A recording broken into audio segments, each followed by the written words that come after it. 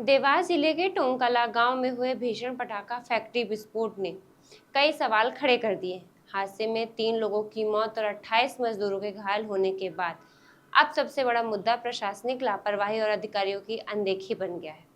ग्रामीणों का आरोप है कि फैक्ट्री की शिकायत महीनों पहले की गई थी, लेकिन जिम्मेदार अधिकारियों ने कोई कार्यवाही नहीं की।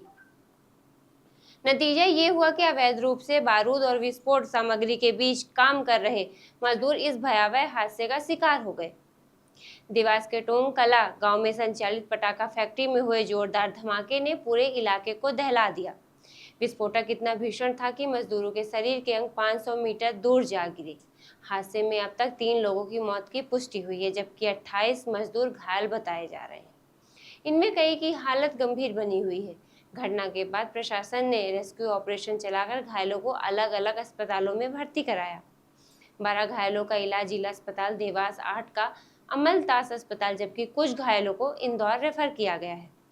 लेकिन अब इस हादसे के बाद सबसे बड़ा सवाल प्रशासन की कार्यप्रणाली पर उठ रहा है। स्थानीय ग्रामीणों का कहना है कि फैक्ट्री में लंबे समय से भारी मात्रा में बारूद का इस्तेमाल हो रहा था। इसकी शिकायत करीब 3 महीने पहले ही अधिकारियों को की गई थी, बावजूद इसके कोई सख्त कार्यवाही नहीं हुई।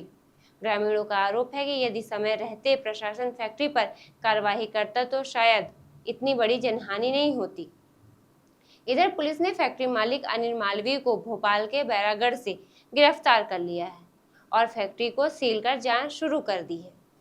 वहीं घटना के बाद राजनीतिक बयानबाजी भी तेज हो गई है। कांग्रेस नेता सज्जन सिंह वर्मा ने सरकार पर निशाना साधते हुए कहा कि जिम्मेदार लोगों पर हत्या का मामला दर्ज होना चाहिए। इस घटना को लेकर सज्जन सिंह वर्मा का बयान सुनिए। घटना हुई है, किसी का सर उड़ के एबी रोड के पुल पे गिरा, किसी के हाथ, ये जो बिना मान हो रहा, खुद बच्चे भी काम करते, उनके वीडियो जा रहा था। मुझे पता चला है किसी की फैक्ट्री किसी की भी हो, किसी रसूखदार की हो। मुझे तो दुख इस बात का हो रहा है कि इस 2 मौतें हुई। अरे मानवीय संवेदनाओं को तो जीवित रखो यार, कलेक्टर एसपी। क्या मानवीय संवेदनाएं मर गई? ये क्या है, सांसद और विधायक क्या वो तुम्हारा वो कर देंगे क्या? हमें भी जाना है, ऊपर जवाब देना है। लोगों ने देखा है कि यहाँ 50 लोग काम करते थे, यहाँ स्थानीय और बिहार के कई लोग थे।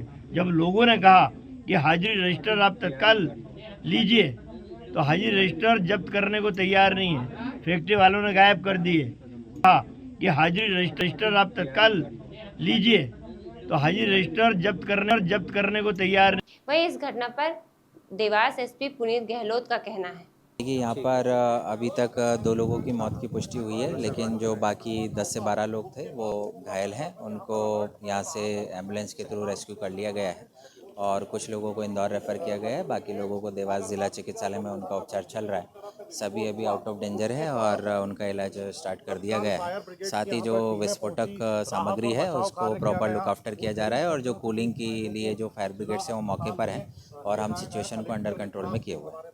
अब बड़ा सवाल यह है कि आखिर शिकायतों के बावजूद फैक्ट्री कैसे संचालित होती रही और मजदूरों की जान से खिलवाड़ करने वालों पर कार्रवाई कब तक होगी। ऐसे ही नए अपडेट के साथ खबर नेशन से जुड़े रहें। खबर नेशन यूट्यूब चैनल को लाइक, सब्सक्राइब और शेयर करें।